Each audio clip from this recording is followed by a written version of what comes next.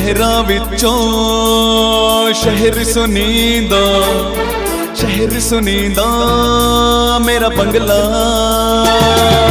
शहरां विचों शहर सुनींदा, शहर सुनींदा मेरा फाजिलका। मेरे शहर ना याराना रब्बी प्यार वर्गा।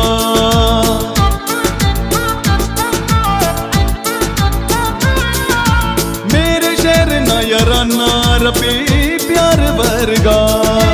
मेरा बंगला है मेरे, मेरा बंगला है मेरे सच्चे यार वर्गा। मेरा शर्माएदार दिलदार वर्गा मेरा बंगला है। दोस्तों कहते हैं कि ਜਿਹੜੇ लोग इतिहास ਨੂੰ ਭੁੱਲ ਜਾਂਦੇ ਨੇ ਉਹ ਨਾ ਤਾਂ ਲੋਕ ਕਾਮਯਾਬ ਹੁੰਦੇ ਨੇ, ਨਾ ਉਹ ਕੌਮ ਆਉਂਦੀ ਹੈ ਤੇ ਨਾ ਹੀ ਉਹ ਦੇਸ਼ ਕਾਮਯਾਬ ਹੁੰਦਾ। ਜੇ ਆਪਾਂ ਨੂੰ ਇਤਿਹਾਸ ਦਾ ਪਤਾ ਨਾ ਹੁੰਦਾ ਤਾਂ ਦੁਸ਼ਮਣ ਆਪਾਂ ਨੂੰ ਮਾਰ ਮਾਰ ਮੁਕਾ ਦਿੰਦਾ। ਇਤਿਹਾਸ ਤੋਂ ਹੀ ਪਤਾ ਲੱਗਿਆ ਕਿ ਸ਼੍ਰੀ ਗੁਰੂ ਨਾਨਕ ਦੇਵ ਜੀ ਨੇ ਸਾਡੇ ਤੇ ਕਿੰਨੀ ਮਿਹਰ ਕੀਤੀ ਹੈ, ਸ਼੍ਰੀ ਰਾਮਚੰਦਰ ਜੀ ਨੇ ਸਾਡੇ ਤੇ ਕਿੰਨੀ ਮਿਹਰ ਕੀਤੀ ਹੈ। ਇਸ ਕਰਕੇ ਕਿ ਕਈ ਲੋਕ ਆਪਣੇ ਇਸ ਇਤਿਹਾਸ ਨੂੰ ਆਪਣੇ ਨਾਲ ਬੜਾ ਗਹਿਰਾ ਸਮੇਟੇ ਬੈਠੇ ਨੇ, ਆਪਣੇ ਕੋਲ ਇਤਿਹਾਸ ਨੂੰ ਕਾਫੀ ਗਹਿਰਾਈ ਤੱਕ ਜਾਣਦੇ ਨੇ। ਉਹੋ ਜਿਹੇ ਲੋਕ ਇਸ ਫਾਜ਼ਿਲਕਾ ਦੇ ਵਿੱਚ ਵਸੇ ਨੇ।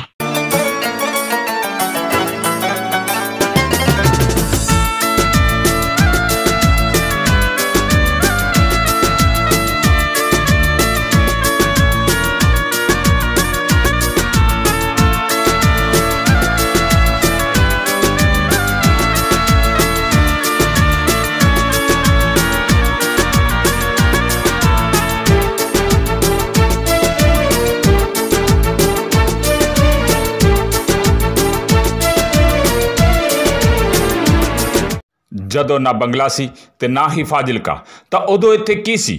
ਆਓ ਜਾਣਦੇ ਹਾਂ ਫਾਜ਼ਿਲਕਾ ਦੀਆਂ 8 ਰੋਚਕ ਜਾਣਕਾਰੀ। ਗੱਲ ਉਸ ਸਮੇਂ ਤੋਂ ਸ਼ੁਰੂ ਕਰਦੇ ਹਾਂ ਜਦੋਂ ਇੱਥੇ ਸਤਲੁਜ ਦਰਿਆ ਹੋਇਆ ਕਰਦਾ ਸੀ। ਦਰਿਆ ਸੁੰਗੜਦਾ ਗਿਆ ਤੇ ਉਹ ਕਿਨਾਰਾ ਫਾਜ਼ਿਲਕਾ ਸ਼ਹਿਰ ਦੇ ਘੰਟਾਘਰ ਦੇ ਨੇੜੇ ਆ ਗਿਆ। ਇਸ ਦੇ ਨੇੜੇ ਕਦੇ ਜੰਡ ਦਾ ਦਰਖਤ ਹੋਇਆ ਕਰਦਾ ਸੀ। ਇੱਥੋਂ ਦਰਿਆ ਦੇ ਦੂਜੇ ਪਾਸੇ ਸਾਹੀਵਾਲ, ਹਵੇਲੀ ਅਤੇ ਹੋਰ ਸ਼ਹਿਰਾਂ ਦੇ ਵੱਲ ਜਾਣ ਦੇ ਲਈ ਕਿਸ਼ਤੀ ਚਲਦੀ ਹੁੰਦੀ ਸੀ। ਕਹਿੰਦੇ ਹਨ ਕਿ ਉਹ ਕਿਸ਼ਤੀ ਉਸੇ ਹੀ ਜੰਡ ਦੇ ਨਾਲ ਬੰਨੀ ਜਾਂਦੀ ਸੀ, ਜਿਸ ਕਾਰਨ ਉਸ ਬਾਜ਼ਾਰ ਦਾ ਨਾਂ ਜੰਡ ਬਾਜ਼ਾਰ ਪੈ ਗਿਆ। ਸ਼੍ਰੀ ਗੁਰੂ ਨਾਨਕ ਦੇਵ ਜੀ ਅਤੇ ਗੁਰੂ ਗੋਬਿੰਦ ਸਿੰਘ ਜੀ ਦੀ ਚਰਨ ਛੋਹ ਪ੍ਰਾਪਤ ਹੋਣ ਕਰਕੇ ਫਾਜ਼ਿਲਕਾ ਦੀ ਧਰਤੀ ਨੂੰ ਪਵਿੱਤਰ ਮੰਨਿਆ ਗਿਆ ਹੈ। ਫਾਜ਼ਿਲਕਾ ਦੇ ਪਿੰਡ ਹਰੀਪੁਰਾ ਵਿਖੇ ਇੱਕ ਦੈਤ ਨੇ ਲੋਕਾਂ ਦਾ ਜੀਣਾ ਮੁਹਾਲ ਕੀਤਾ ਹੋਇਆ ਸੀ। ਦੈਤ ਪਿੰਡ ਵਿੱਚ 6 ਮਹੀਨਿਆਂ ਵਿੱਚ ਕਈ ਵਾਰ ਆਇਆ ਤੇ ਪਿੱਛੇ ਤਬਾਹੀ ਦੇ ਮੰਜ਼ਰ ਛੱਡ ਗਿਆ। ਪਿੰਡ ਦੇ ਲੋਕਾਂ ਨੂੰ ਦੈਤ ਦੇ ਅਤਿਆਚਾਰਾਂ ਤੋਂ ਛੁਟਕਾਰਾ ਦਿਵਾਉਣ ਦੇ ਲਈ ਸ਼੍ਰੀ ਗੁਰੂ ਨਾਨਕ ਦੇਵ ਜੀ ਮਥੁਰਾ, ਵਰਿੰਦਾਵਨ, ਗੋਕਲ, ਰਵਾੜੀ, ਹਿਸਾਰ ਤੇ ਸਿਰਸਾ ਤੋਂ ਹੁੰਦੇ ਹੋਏ ਪਿੰਡ ਹਰੀਪੁਰਾ ਪੁੱਜੇ ਤੇ ਉੱਥੇ ਉਹਨਾਂ ਨੇ ਦੈਤ ਦਾ ਉद्धार ਕੀਤਾ ਅਤੇ ਲੋਕਾਂ ਨੂੰ ਉਸ ਦੇ ਅਤਿਆਚਾਰ ਤੋਂ ਮੁਕਤੀ ਦਿਲਾਈ। ਇੱਥੇ ਗੁਰਦੁਆਰਾ ਬੱਡ ਤੀਰਥ ਬਣਾਇਆ ਗਿਆ ਹੈ। ਇਹ ਜਾਣਕਾਰੀ ਸਰਦਾਰ ਫੌਜਾ ਸਿੰਘ ਕਿਰਪਾਲ ਸਿੰਘ ਦੀ ਲਿਖੀ ਪੁਸਤਕ ਐਟਲਸ ਸ਼੍ਰੀ ਗੁਰੂ ਨਾਨਕ ਦੇਵ ਜੀ ਦਾ ਸਫ਼ਰ ਦੇ ਪੇਜ ਨੰਬਰ 60 ਵਿੱਚ ਦਿੱਤੀ ਗਈ ਹੈ। ਫਾਜ਼ਿਲਕਾ ਅਤੇ ਅਬੋਹਰ ਇਲਾਕੇ ਦੇ ਵਿੱਚ ਰਾਜੇ ਮਹਾਰਾਜੇ ਦੇ ਜ਼ਮਾਨੇ ਦੇ ਸਿੱਕੇ ਮਿਲ ਚੁੱਕੇ ਹਨ। ਉਹਨਾਂ ਦੇ ਵਿੱਚ ਦਿੱਲੀ ਦੇ ਸੁਲਤਾਨ ਮੁਹੰਮਦ ਬਿਨ ਸੋਮੀ, ਸ਼ਮਸ਼ੁੱਦੀਨ ਇਲਤੁਤਮਿਸ ਬਲਬਨ, ਜਲਾਲੁਦੀਨ ਫਿਰੋਜ਼, ਅਲਾਉਦੀਨ ਮੁਹੰਮਦ, ਮੁਹੰਮਦ ਬਿਨ ਤੁਗਲਕ ਤੇ ਫਿਰੋਜ਼ ਸ਼ਾਹ ਤੁਗਲਕ ਦੇ ਜ਼ਮਾਨੇ ਦੇ ਸਿੱਕੇ ਸ਼ਾਮਿਲ ਹਨ। ਜਦੋਂ ਇਸ ਇਲਾਕੇ ਤੇ ਕਿਸੇ ਦਾ ਕੰਟਰੋਲ ਨਹੀਂ ਸੀ, ਉਦੋਂ ਗਵਾਲੀਅਰ ਦੇ ਮਹਾਰਾਜਾ ਦੌਲਤ ਰਾਓ ਸਿੰਧੀਆ ਫਾਜ਼ਿਲਕਾ ਆਇਆ ਸੀ। ਸਰ ਜੇਮਸ ਡਾਵੀ ਨੇ 1916 ਈਸਵੀ ਦੇ ਵਿੱਚ ਦਾ Punjab north west frontier province and Kashmir ਦੇ ਵਿੱਚ ਇਸ ਗੱਲ ਦਾ ਜ਼ਿਕਰ ਕੀਤਾ ਹੈ। ਗੱਲ 19ਵੀਂ ਸਦੀ ਦੇ ਸ਼ੁਰੂਆਤ ਦੀ ਹੈ, ਜਦੋਂ ਅੰਗਰੇਜ਼ ਅਧਿਕਾਰੀ ਵਲੇਸਲੀ ਕੇ ਮਾਰਕੀ ਨੇ ਭਾਰਤ ਵਿੱਚ ਸੁਪਰੀਮ ਪਾਵਰ ਬਣਨ ਦੀ ਸੋਚੀ। ਉਧਰ ਨਪੋਲੀਅਨ ਨੇ ਵੀ ਭਾਰਤ 'ਤੇ ਹਮਲਾ ਕਰਨ ਦੀ ਸੋਚੀ। ਇੱਧਰ ਪੰਜਾਬ 'ਤੇ ਦੌਲਤ ਰਾਓ ਸਿੰਧੀਆ ਨੇ ਹਮਲਾ ਕਰ ਦਿੱਤਾ, ਪਰ ਉਹ ਨਾਕਾਮ ਰਿਹਾ। ਇਸ ਤੋਂ ਬਾਅਦ 1808 ਈਸਵੀ ਵਿੱਚ ਉਹ ਫਾਜ਼ਿਲਕਾ ਆਇਆ ਸੀ। ਕੁਝ ਦਿਨ ਇੱਥੇ ਠਹਿਰਨ ਤੋਂ ਬਾਅਦ ਉਹ ਦਿੱਲੀ ਵੱਲ ਕੂਚ ਕਰ ਗਿਆ। सन 1818 ਤੋਂ ਬਾਅਦ ਬਹਾਵਲਪੁਰ ਦੇ ਨਵਾਬ ਅਤੇ ਨਵਾਬ ਮਮਦੋਟ ਨੇ ਇੱਥੇ ਕਬਜ਼ਾ ਕਰ ਲਿਆ। ਉਹਨਾਂ ਨੇ ਇੱਥੇ ਛੋਟੇ ਛੋਟੇ ਕਿਲੇ ਬਣਵਾਏ। ਇੱਕ ਕਿਲਾ ਮੌਜੂਦਾ ਰੇਲਵੇ ਸਟੇਸ਼ਨ ਦੇ ਕੋਲ ਸੀ ਤੇ ਇੱਕ ਕਿਲਾ BDPO ਦਫ਼ਤਰ ਦੇ ਕੋਲ ਸੀ, ਜਿਨ੍ਹਾਂ ਤੇ ਬਾਅਦ ਵਿੱਚ ਅੰਗਰੇਜ਼ਾਂ ਨੇ ਕਬਜ਼ਾ ਕਰ ਲਿਆ। ਇਸ ਦਾ ਜ਼ਿਕਰ ਊਰਜਾ ਪੁਰਸ਼ ਡਾਕਟਰ ਭੁਪਿੰਦਰ ਸਿੰਘ ਨੇ ਆਪਣੀ ਪੁਸਤਕ ਦ ਟਾਊਨ ਆਫ ਲਾਰਡ ਪੀਪਲ ਦੇ ਵਿੱਚ ਕੀਤਾ ਹੈ। ਹੁਣ ਗੱਲ ਕਰਦੇ ਹਾਂ ਸ਼ੇਰੇ ਪੰਜਾਬ ਮਹਾਰਾਜਾ ਰਣਜੀਤ ਸਿੰਘ ਦੀ। ਉਹਨਾਂ ਪੰਜਾਬ ਦੀਆਂ ਕਈ ਰਿਆਸਤਾਂ ਨੂੰ ਆਪਣੇ ਅਧੀਨ ਕਰ ਲਿਆ। ਬਹਾਵਲਪੁਰ, ਬੀਕਾਨੇਰ, ਫਰੀਦਕੋਟ ਅਤੇ ਮਮਦੋਟ 'ਤੇ ਨਜ਼ਰ ਰੱਖਣ ਦੇ ਲਈ ਇਲਾਕਾ ਬਹਿਕ ਬੋਦਲਾ ਇਹਨਾਂ ਦੇ ਵਿਚਕਾਰ ਸੀ। ਮਹਾਰਾਜਾ ਰਣਜੀਤ ਸਿੰਘ ਨੇ ਜਦੋਂ ਸਤਲੁਜ ਦਰਿਆ ਦੇ ਉਰਾਰ ਵੱਲ ਹਮਲਾ ਕੀਤਾ ਤਾਂ ਪਰਗਨਾ ਬਹਿਕ ਨੇ ਆਉਂਦਿਆਂ ਹੀ ਮਹਾਰਾਜਾ ਦੀ ਅਧੀਨਤਾ ਮੰਨ ਲਈ ਅਤੇ ਇਸ ਇਲਾਕੇ ਨੂੰ ਲਾਹੌਰ ਸਰਕਾਰ ਦਾ ਹਿੱਸਾ ਮੰਨ ਲਿਆ। ਲੇਖਕ ਡਾਕਟਰ ਗੁਰਦੇਵ ਸਿੰਘ ਸਿੱਧੂ ਨੇ ਸਤਲੁਜ ਉਰਾਰ ਦੀਆਂ ਰਿਆਸਤਾਂ ਵਿੱਚ ਇਸ ਗੱਲ ਦੀ ਪੁਸ਼ਟੀ ਕੀਤੀ ਹੈ।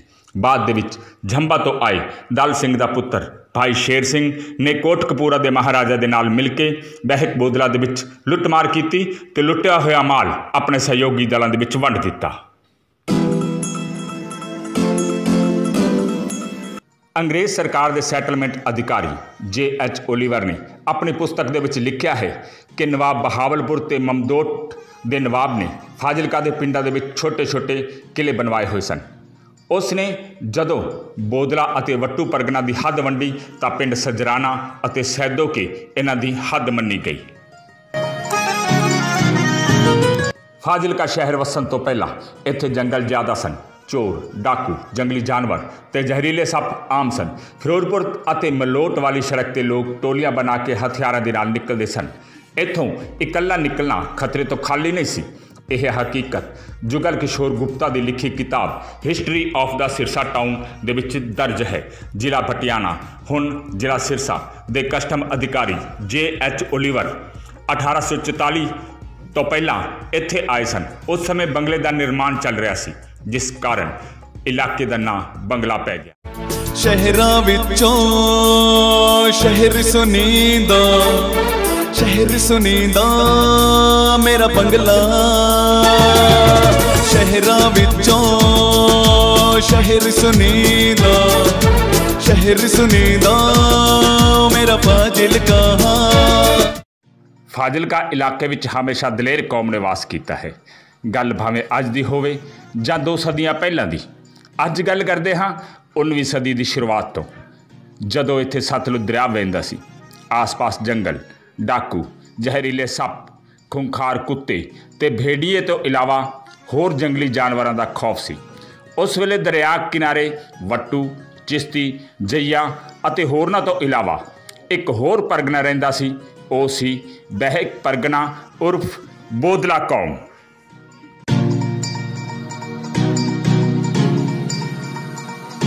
ਭਾਵੇਂ ਲੋਕ ਜੰਗਲੀ ਜਾਨਵਰਾਂ ਅਤੇ ਡਾਕੂਆਂ ਤੋਂ ਡਰਦੇ ਸਨ, ਪਰ ਇੱਥੇ ਪਸ਼ੂਆਂ ਦੇ ਲਈ ਹਰੇ ਚਾਰੇ ਦੀ ਕੋਈ ਕਮੀ ਨਹੀਂ ਸੀ, ਜਿਸ ਕਾਰਨ ਲੋਕ ਜੰਗਲ ਵਿੱਚ ਆਪਣੇ ਪਸ਼ੂ ਚਰਾਉਣ ਲਈ ਜਾਂਦੇ ਸਨ। ਜੇ ਕਿਸੇ ਨੂੰ ਕੁੱਤਾ ਜਾਂ ਭੇੜੀਆ ਕੱਟ ਲੈਂਦਾ ਤਾਂ ਉਹ ਸਿੱਧਾ ਬੋਦਲਿਆਂ ਦੇ ਕੋਲ ਆਉਂਦਾ, ਕਿਉਂਕਿ ਬੋਦਲਿਆਂ ਕੋਲ ਇੱਕ ਕਰਾਮਾਤ ਸੀ ਕਿ ਉਹ ਜੰਗਲੀ ਜੜੀ ਬੂਟੀਆਂ ਦੇ ਨਾਲ ਕੁੱਤੇ ਜਾਂ ਭੇੜੀਏ ਦੇ ਕੱਟੇ ਹੋਏ ਵਿਅਕਤੀ ਦੇ ਜ਼ਖਮ ਭਰ ਦਿੰਦੇ ਸਨ ਤੇ ਜ਼ਖਮ ਠੀਕ ਹੋ ਜਾਂਦਾ ਸੀ। ਸ਼ੁਰੂਆਤੀ ਦੌਰ ਵਿੱਚ ਬੋਦਲੇ ਪਿੰਡ ਆਹਲ ਦੇ ਵਿੱਚ ਆ ਕੇ ਵਸੇ। ਉਹ ਲੰਬੇ, ਮੋਟੇ ਤੇ ਮੰਸਲ ਚਿਹਰੇ ਵਾਲੇ ਸਨ। ਉਹਨਾਂ ਦੇ ਨੱਕ ਅਤੇ ਹੋਂਠ ਲੰਬੇ ਸਨ, ਜਿਸ ਕਾਰਨ ਉਹਨਾਂ ਦਾ ਵੱਡਾ ਅਤੇ ਛੋਟਾ ਮੂੰਹ ਬੜਾ ਕਮਜ਼ੋਰ ਨਜ਼ਰ ਆਉਂਦਾ ਸੀ। ਪਰ ਉਹ ਦਲੇਰ ਬਹੁਤ ਸਨ। ਉਹ ਧਾਰਮਿਕ ਸੁਭਾਅ ਦੇ ਤੇ ਆਰਥਿਕ ਤੌਰ 'ਤੇ ਮਜ਼ਬੂਤ ਵੀ ਸਨ। ਜੇ ਗੱਲ ਕਰੀਏ ਉਹਨਾਂ ਦੇ ਰੀਤੀ ਰਿਵਾਜਾਂ ਦੀ, ਤਾਂ ਉਹਨਾਂ ਦੀ ਭਾਸ਼ਾ ਅਤੇ ਰਿਵਾਜ ਵਟੂਆਂ ਅਤੇ ਬਾਕੀ ਪੰਜਾਬੀ ਮੁਸਲਮਾਨਾਂ ਦੀ ਤਰ੍ਹਾਂ ਸਨ, ਪਰ ਦੱਸਦੇ ਹਨ ਕਿ ਉਹ ਵਿਆਹ ਸ਼ਾਦੀਆਂ ਦੇ ਕਾਰਨ ਵਟੂਆਂ ਤੋਂ ਅਲੱਗ ਹੋ ਗਏ ਸਨ। ਚਿਸ਼ਤੀਆਂ ਨਾਲ ਵੀ ਉਹਨਾਂ ਦਾ ਕੋਈ ਨਾਤਾ ਨਹੀਂ ਸੀ। ਇਹਨਾਂ ਦੇ ਰੀਤ ਰਿਵਾਜ ਵਟੂਆਂ ਦੇ ਨਾਲ ਕਾਫੀ ਮਿਲਦੇ ਜੁਲਦੇ ਸਨ। ਬੋਦਲਾ, ਵੱਟੂ, ਪੱਟੀ ਅਤੇ ਜਈਆ ਵਿਆਹ ਸ਼ਾਦੀਆਂ ਵਿੱਚ ਅੰਗੂਠੀ ਜਾਂ ਕੋਈ ਹੋਰ ਸੋਨੇ ਦੇ ਗਹਿਣੇ ਦਿੰਦੇ ਸਨ। ਕੱਪੜਿਆਂ ਦਾ ਆਦਾਨ ਪ੍ਰਦਾਨ ਵੀ ਹੁੰਦਾ ਸੀ। ਮੂੰਹ ਦੀ ਮਿਠਾਸ ਦੇ ਲਈ ਗੁੜ ਦਿੱਤਾ ਜਾਂਦਾ ਸੀ। ਅੰਗਰੇਜ਼ ਅਧਿਕਾਰੀ ਜੇ ਵਿਲਸਨ ਨੇ ਮੁਸਲਮਾਨਾਂ ਦੇ ਵਿਆਹ ਸ਼ਾਦੀਆਂ ਬਾਰੇ ਜਾਂਚ ਕੀਤੀ ਤਾਂ ਉਸ ਤੋਂ ਬਾਅਦ 1882 ਵਿੱਚ ਉਹਨਾਂ ਨੂੰ ਮਾਨਤਾ ਦਿੱਤੀ ਗਈ। ਉਹਨਾਂ ਦੇ ਬਣਾਏ ਨਿਯਮਾਂ 'ਤੇ ਕਈ ਇਤਰਾਜ਼ ਲੱਗੇ, ਪਰ ਇਹ ਵਿਵਾਦਿਤ ਫਾਈਲਾਂ ਫਾਜ਼ਿਲਕਾ ਵਿੱਚ 9 ਅਤੇ ਸਿਰਸਾ ਦੇ ਵਿੱਚ ਸਿਰਫ 5 ਹੀ ਸਨ। ਹੁਣ ਸਵਾਲ ਇਹ ਹੈ ਕਿ ਬੋਦਲਾ ਪਰਗਨਾ ਆਇਆ ਕਿੱਥੋਂ। ਬੋਦਲਿਆਂ ਦਾ ਮੰਨਣਾ ਸੀ ਕਿ 1500 ਈਸਵੀ ਦੇ ਨੇੜੇ ਤੇੜੇ ਉਹਨਾਂ ਦਾ ਵਡੇਰਾ ਸਹਾਬ ਉਲ ਮੁਲਕ ਉਰਫ ਸ਼ੇਖ ਸ਼ਹਾਬੁਦੀਨ ਅਰਬ ਦੇਸ਼ ਤੋਂ ਭਾਰਤ ਆਇਆ ਸੀ। ਉਸ ਨੂੰ ਇੱਕ ਵਾਰੀ ਸੰਤ ਨੇ ਕਿਹਾ ਸੀ ਕਿ ਉਹ ਉਹਨਾਂ ਦੇ ਦਿਲ ਦੀ ਖੁਸ਼ਬੂ ਹਨ। ਇਸ ਆਸ਼ੀਰਵਾਦ ਤੋਂ ਬਾਅਦ ਉਹਨਾਂ ਦੇ ਪੀੜੀ ਬੋਦਲਾ ਕਹਾਉਣ ਲੱਗ ਪਈ। ਫਿਰ ਉਹ ਦਰਿਆ ਦੇ ਨੇੜੇ ਬਹਾਵਲਪੁਰ ਦੇ ਪਿੰਡ ਖਾਈ ਆ ਕੇ ਵਸ ਗਏ, ਜੋ ਫਾਜ਼ਿਲਕਾ ਤੋਂ ਦੱਖਣ ਪੱਛਮ ਵੱਲ 70 ਮੀਲ ਦੂਰ ਸੀ। ਬਹਿਕ ਪਰਗਨਾ ਯਾਨੀ ਬੋਦਲਾ ਖੁਦ ਨੂੰ ਸ਼ਹਾਬੁਦੀਨ ਦੀ ਅਗਲੀ ਪੀੜੀ ਮੰਨਦੇ ਹਨ ਤੇ ਖੁਦ ਨੂੰ ਸ਼ੇਖ ਸਦੀਕੀ ਕਹਾਉਣਾ ਪਸੰਦ ਕਰਦੇ ਸਨ।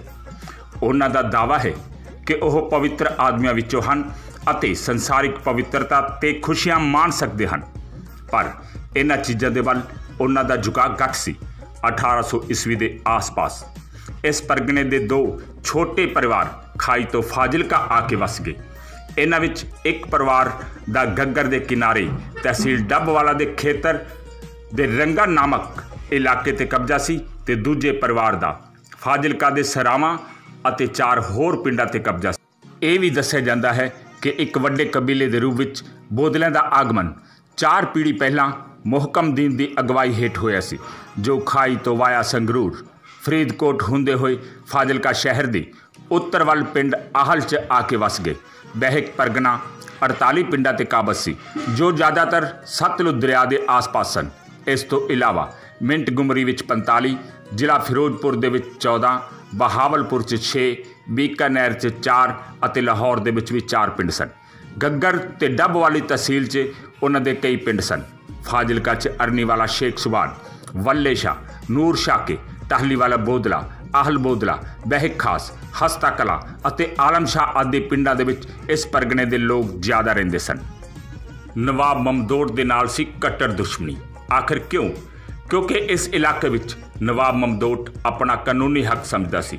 ਸਿਆਸੀ ਤੌਰ ਤੇ ਮਜ਼ਬੂਤ ਹੋਣ ਦੇ ਕਾਰਨ ਉਹ ਦਰਿਆ ਦੇ ਆਸ-ਪਾਸ ਦੇ ਲੋਕਾਂ ਤੋਂ ਟੈਕਸ ਵਸੂਲਦਾ ਸੀ, ਪਰ ਕੁਝ ਦੇਰ ਬਾਅਦ ਬੋਦਲੇ ਨੇ ਟੈਕਸ ਦੇਣਾ ਬੰਦ ਕਰ ਦਿੱਤਾ, ਜਿਸ ਕਾਰਨ ਉਹਨਾਂ ਦਾ ਕੁਤਬ ਉਦ-ਦੀਨ ਖਾਂ ਦੇ ਨਾਲ ਝਗੜਾ ਚੱਲ ਪਿਆ।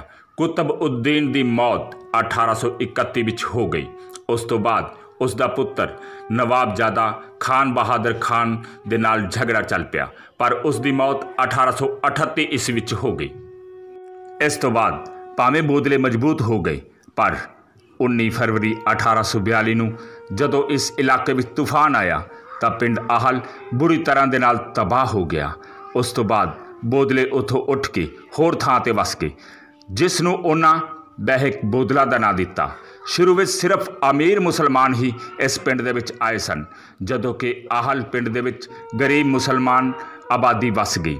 ਅੰਤ ਬੋਦਲਿਆਂ ਨੂੰ ਜੰਗੀਰ ਦਾ ਮਾਲਕਾਨਾ ਹੱਕ 1858 ਈਸਵੀ ਦੇ ਵਿੱਚ ਮਿਲ ਗਿਆ। ਫਿਰ ਬੋਦਲੇ ਮਜ਼ਬੂਤ ਹੋ ਗਏ ਤੇ ਉਹਨਾਂ ਖੇਤੀਬਾੜੀ ਦਾ ਕੰਮ ਅਤੇ ਪਸ਼ੂਆਂ ਨੂੰ ਪਾਲਣਾ ਛੱਡ ਦਿੱਤਾ ਅਤੇ ਆਪਣੇ ਧਨ ਨੂੰ ਫਾਲਤੂ ਦੇ ਕੰਮਾਂ ਦੇ ਵਿੱਚ ਖਰਚ ਕਰਨ ਲੱਗ ਪਏ। ਖੇਤੀਬਾੜੀ ਦਾ ਕੰਮ ਖੁਦ ਕਰਨ ਦੀ ਬਜਾਏ ਮਜ਼ਦੂਰਾਂ ਕੋਲੋਂ ਕਰਵਾਉਣ ਲੱਗੇ। ਜਿਸ ਜੰਗੀਰ ਦਾ ਉਹਨਾਂ ਨੂੰ ਮਾਲਕਾਨਾ ਹੱਕ ਮਿਲਿਆ ਸੀ, ਉਹ ਉਹਨਾਂ ਦੇ ਹੱਥੋਂ ਖਿਸਕਣ ਲੱਗ ਪਈ। ਉਹਨਾਂ ਦੇ ਖੇਤੀ ਮਜ਼ਦੂਰ ਜ਼ਿਆਦਾਤਰ ਮੁਸਲਮਾਨ ਸਨ, ਜੋ ਉਸ ਸਮੇਂ ਉਹਨਾਂ ਨੂੰ ਫਸਲ ਦਾ ਹਿੱਸਾ ਦਿੰਦੇ ਸਨ। ਬਾਅਦ ਵਿੱਚ ਅਗਲੀ ਪੀੜ੍ਹੀ ਨੇ ਉਸ ਨੂੰ ਸੰਭਾਲਿਆ ਅਤੇ ਹੌਲੀ-ਹੌਲੀ ਬੋਦਲੇ ਮਜ਼ਬੂਤ ਹੋ ਕੇ ਕਾਫੀ ਇਲਾਕੇ ਦੇ ਵਿੱਚ ਫੈਲ ਗਏ। ਜ਼ਿਲ੍ਹਾ ਫਿਰੋਜ਼ਪੁਰ ਦੇ ਵਿੱਚ ਬੋਦਲਿਆਂ ਦੀਆਂ 749 ਜਾਤਾਂ ਨੂੰ 6 ਤੋਂ ਲੈ ਕੇ 9 ਅਪ੍ਰੈਲ 1881 ਤੱਕ ਮਾਨਤਾ ਦਿੱਤੀ ਗਈ। ਜਦੋਂ ਮਾਨਤਾ ਦਿੱਤੀ ਗਈ, ਉਸ ਸਮੇਂ ਉਹਨਾਂ ਦੇ 19 ਪ੍ਰਤੀਨਿਧੀ ਮੌਜੂਦ ਸਨ। ਬੋਦਲਿਆਂ ਦੇ ਆਗੂ ਖੁਰਸ਼ੀਦ ਮੁਹੰਮਦ ਬੋਦਲਾ ਪੀਰ ਅਤੇ ਸਨਾਉੱਲਾ ਬੋਦਲਾ ਪੀਰ, ਐਡਵੋਕੇਟ ਅਕਬਰ ਅਲੀ ਪੀਰ ਅਤੇ ਮੁਹੰਮਦ ਸਰਵਰ ਬੋਦਲਾ ਦੀ ਫਾਜ਼ਿਲਕਾ ਇਲਾਕੇ ਦੇ ਵਿੱਚ ਕਾਫੀ ਧੂਮ ਰਹੀ ਹੈ। ਜਦੋਂ ਪਾਕਿਸਤਾਨ ਬਣਿਆ ਤਾਂ ਫਾਜ਼ਿਲਕਾ ਤੋਂ ਬੋਦਲਿਆਂ ਦਾ ਸਾਰਾ ਪਰਿਵਾਰ ਪਾਕਿਸਤਾਨ ਚਲਾ ਗਿਆ ਅਤੇ ਇੱਥੇ ਰਹਿ ਗਈਆਂ ਉਹਨਾਂ ਦੀਆਂ ਯਾਦਾਂ, ਜੋ ਉਹਨਾਂ ਦੇ ਵਸਾਏ ਪਿੰਡਾਂ ਦੇ ਵਿੱਚ ਅੱਜ ਵੀ ਵਸਦੀਆਂ ਨੇ। ਮੇਰੇ ਸ਼ਹਿਰ ਨਾ ਯਾਰਾਨਾ ਰੱਬੀ ਪਿਆਰ ਵਰਗਾ, ਮੇਰਾ ਬੰਗਲਾ ਹੈ ਮੇਰਾ ਬੰਗਲਾ ਹੈ ਮੇਰੇ ਸੱਚੇ ਯਾਰ ਵਰਗਾ। ਮੇਰਾ ਸ਼ਰਮਾਏਦਾਰ ਦਿਲਦਾਰ ਵਰਗਾ। देश की वंड ने एक अजिहा नसूर दिता जो सदियां तक रिश्ता रहेगा। ज्यों ज्यों इतिहास के पन्ने खुलते जाणगे, नवे नवे सवाल पैदा होंदे रहणगे। इन्हां वर्कियां विच दबी हुई है पठाने डाकू की दुखांत भरी कहानी, उस नौजवान का दुखांत जिस दे मापियां अते भैन की मौत ने उसनूं डाकू बना दिता। ਇੱਥੇ ਜਿਹੜਾ ਡਾਕੂ ਰਿਹਾ ਨਾ ਹੈ ਇੱਕ ਪਠਾਣਾ ਸਿੰਘ, ਉਹਨੂੰ ਪੈ ਗਿਆ ਘੇਰਾ ਪਠਾਣਾ ਸਿੰਘ ਨੂੰ। ਪਹਿਲਾਂ ਗੱਲ ਕਰਦੇ ਹਾਂ ਪਿੰਡ ਨੂਰ ਸਮੰਤੀ। ਦਰਿਆ ਦੇ ਕਿਨਾਰੇ ਵਸਿਆ ਪਿੰਡ ਨੂਰ ਸਮੰਤ ਵੱਟੂ ਜਾਤ ਦੇ ਮੁਸਲਮਾਨਾਂ ਦਾ ਆਖਰੀ ਪਿੰਡ ਸੀ। ਪਿੰਡ ਤੋਂ ਬਾਹਰ ਵੱਟੂ ਮੁਸਲਮਾਨਾਂ ਦੀ ਹੱਦ ਖਤਮ ਹੋ ਜਾਂਦੀ ਸੀ ਤੇ ਫਿਰ ਬੋਦਲਾ ਪਰਗਨਾ ਦੀ ਹੱਦ ਸ਼ੁਰੂ ਹੋ ਜਾਂਦੀ ਸੀ। ਪਿੰਡ ਵਿੱਚ ਕੁਝ ਘਰ ਮਿੱਟੀ ਦੇ ਬਰਤਨ ਬਣਾਉਣ ਵਾਲੇ ਘੁਮਿਆਰਾਂ ਦੇ ਸਨ ਤੇ ਬਾਕੀ ਵੱਟੂ ਮੁਸਲਮਾਨਾਂ ਦੇ। ਪਿੰਡ ਦਾ ਬੰਦਾ ਭਾਵੇਂ ਅਮੀਰ ਹੁੰਦਾ ਜਾਂ ਗਰੀਬ, ਸਾਰੇ ਮਿਲ ਕੇ ਰਹਿੰਦੇ ਸਨ। ਉਸੇ ਹੀ ਪਿੰਡ ਵਿੱਚ ਰਹਿੰਦਾ ਸੀ ਜ਼ਮੀਂਦਾਰ ਨੂਰਾ ਵੱਟੂ, ਜੋ ਹਰ ਗਰੀਬ ਬੰਦੇ ਦੀ ਮਦਦ ਕਰਦਾ ਸੀ। ਨੂਰਾ ਵੱਟੂ ਕੋਲ ਇੱਕ ਵਧੀਆ ਕਿਸਮ ਦਾ ਘੋੜਾ ਸੀ, ਰੰਗ ਬਦਾਮੀ, ਜਿਸ ਦੀ ਗਰਦਨ ਅਤੇ ਪੂਛ ਤੇ ਵਾਲ ਕਾਲੇ ਤੇ ਪੁੱਠੇ ਸਨ।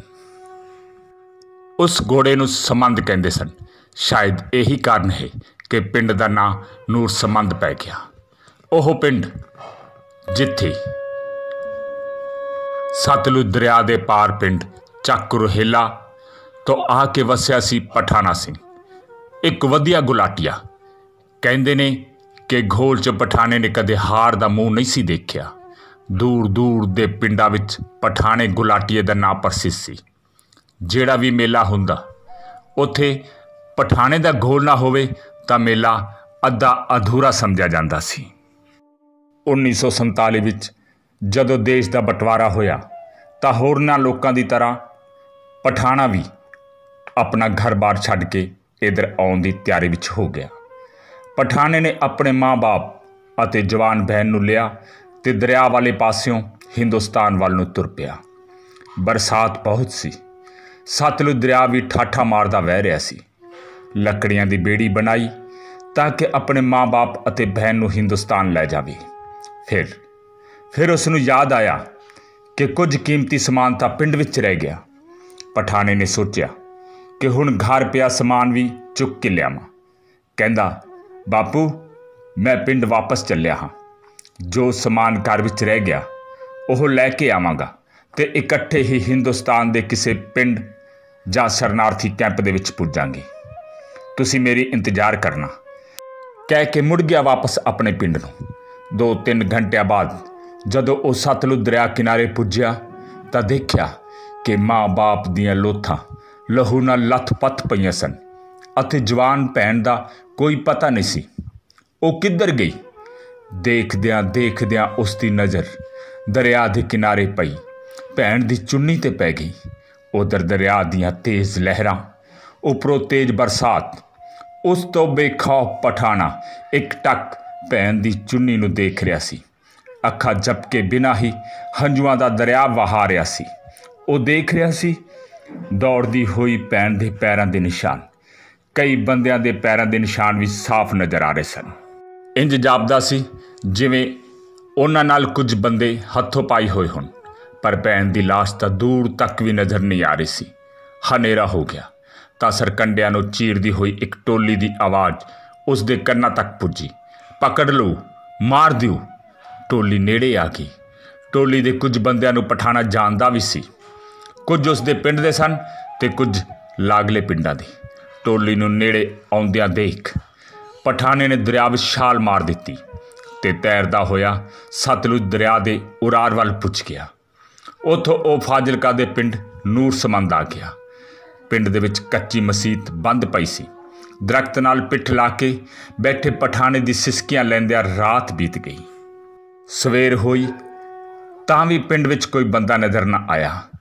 ਕੁਝ ਘਰਾਂ ਵਿੱਚ ਭੁੱਖੇ ਤਿਹਾਏ ਪਸ਼ੂ ਬੰਨੇ ਹੋਏ ਸਨ ਤੇ ਕੁਝ ਘਰਾਂ ਵਿੱਚ ਘੜੇ ਪਕਾਉਣ ਵਾਲੀ ਭੱਠੀ ਦੀ ਸੁਆਹ ਪਈ ਸੀ। ਘਰਾਂ ਨੂੰ ਤਾਲੇ ਲੱਗੇ ਹੋਏ ਸਨ। ਮਾਂ ਪਿਓ ਤੇ ਭੈਣ ਦੀਆਂ ਲਾਸ਼ਾਂ ਉਸ ਦੀਆਂ ਅੱਖਾਂ ਦੇ ਨੇੜੇ ਘੁੰਮ ਰਹੀਆਂ ਸਨ। ਬਸ ਇੱਥੋਂ ਹੀ ਪਠਾਣੇ ਨੇ ਠਾਣ ਲਈ ਕਿ ਉਹ ਬਦਲਾ ਜ਼ਰੂਰ ਲਵੇਗਾ। ਪਠਾਣਾ ਕਈ ਪਿੰਡਾਂ 'ਚ ਗਿਆ। हौली हौली उसने नौजवानों की एक टोली तैयार कर ली जो रात वेले दरिया टप के कई पिंडां विच जांदी ते जो पठाणे दे माँ बाप अते भैन दे कातलां नूं लभदी। जे कोई कातल मिल जांदा तां उसदा कतल कर दिता जांदा तां उसदे घरों मिलिया माल चुक के पिंड नूरसमंद आ जांदे। हौली हौली पठाणा डाकू का नाम मशहूर हो गया। पिंड नूरसमंद वसना शुरू हो गया। उधर पिंडां दे लोग पठाणे की इस कार्रवाई तो तंग आ गए। उत्थों दे नौजवानों ने भी टोली बना ली ते एक दिन पिंड नूरसमंद विच डाका मारिया। उस वेले पठाणा पिंड विच नहीं सी। टोली ने पिंड विच बहुत लुट मार की। पठाणे दे साथियों ने उन्हां दा डट के मुकाबला किया पर उसदे 4 साथी मारे गए। दिन चढ़न तो पहला पठाणा भी पिंड नूरसमंद पुज गया। सारे घर अंदरों बंद पे सन। पिंड चों लंघदियां जदों आखिरी नुक्कड़ ते पुज्या तां पठाणे दे 4 साथियां दी लाशां पईयां सन। पठाणे दियां अखां विचों हंझू तां डिगे पर उस दियां लाल अखां दस रहियां सन कि पठाणा हुण बदला जरूर लवेगा। पठाणे ने राइफल चुकी ते बाकी बंदियां नूं तैयार करके सवखते ही दरिया पार करके अपने पिंड पुज गया। पिंड वासियों नूं पता लग गया कि पठाणा आ गया। पुलिस भी मौके ते पुज गई।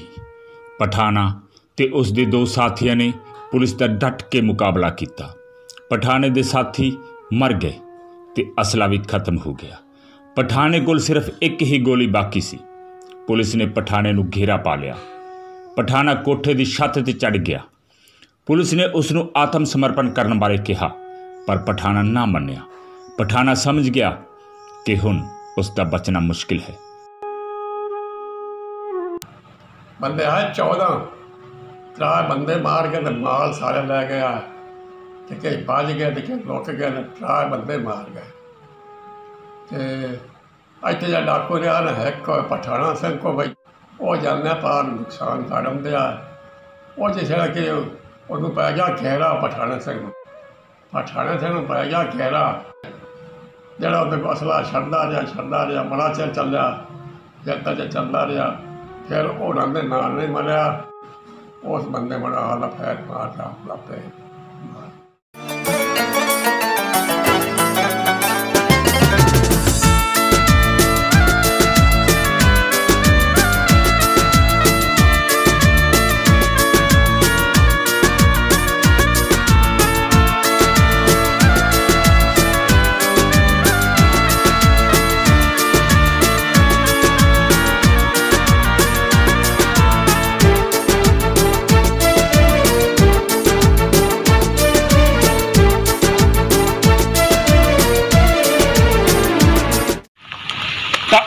व्यक्ति जिन्होंने इतिहास दी गहराइयां चंगी तरह समझा, खास तौर पर उनके व्यापार के नाल संबंधित रहे ने, श्रीमान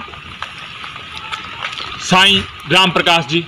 अज उन्होंने नाल तुहाडा मेल करावांगे जिन्होंने उनके व्यापार चंगी तरह समझा। उन्होंने खानदान परिवार उनका व्यापार करता सी तां उन्होंने नाल असीं अज मुलाकात करावांगे।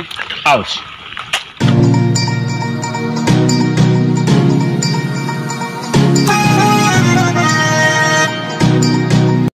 अज गल करते हैं फाजिलका दे एक हरफन मौला, क्योंकि सारिया चीज़ां वास्तव दे विच इन्ना इकट्ठ करना इन्हां चीज़ां दा इतिहास दा एक हरफन मौला ही कर सकता है। हाँ जी, ये 1901 सन दे 1901 क्या साडी खानदानी है नहीं। हाँ, इसलिए हम खैर नहीं ते जिन्ना भी रिकॉर्ड से नहीं साडे ते शुरू बुजुर्गां दा वो इन्ने च लिखिंदा सी। अच्छा अच्छा। जल्दी चली आ रही है अज करीब 120 साल पुरानी किताब है। अच्छा, एक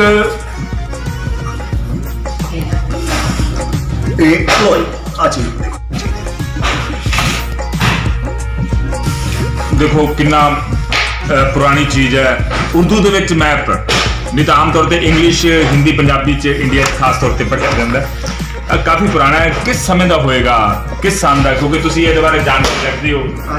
ये सर 1940-42 के करीब ये बुक्स आई सी। अच्छा अच्छा अच्छा। ते ये उस टाइम जो ये नक्शा बुक्स उर्दू दी सारी ਤੇ ਉਸ ਟਾਈਮ ਦੀ ਸਾਰੀ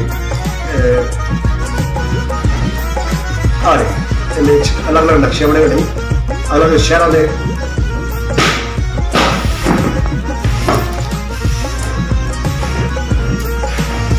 कोई लोकल संदेश देना चाहते हो?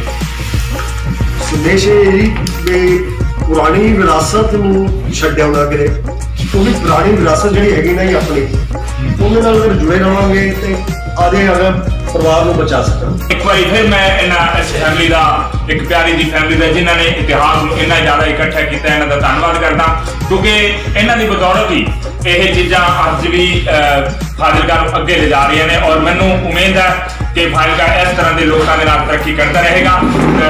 ਸਾਈਂ ਰਾਮ ਪ੍ਰਕਾਸ਼ ਜੀ ਔਰ ਸ਼੍ਰੀਮਤੀ ਜੀ ਤੁਹਾਡੇ ਦਾ ਬਹੁਤ ਧੰਨਵਾਦ ਮੇਰੇ ਵੱਲੋਂ।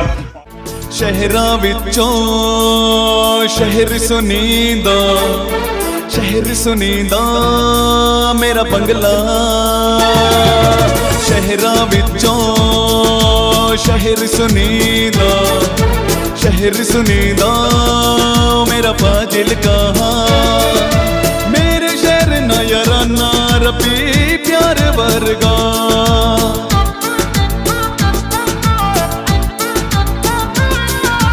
ਮੇਰੇ ਸ਼ਹਿਰ ਨਾ ਯਾਰਾਨਾ ਰੱਬੀ ਪਿਆਰ ਵਰਗਾ।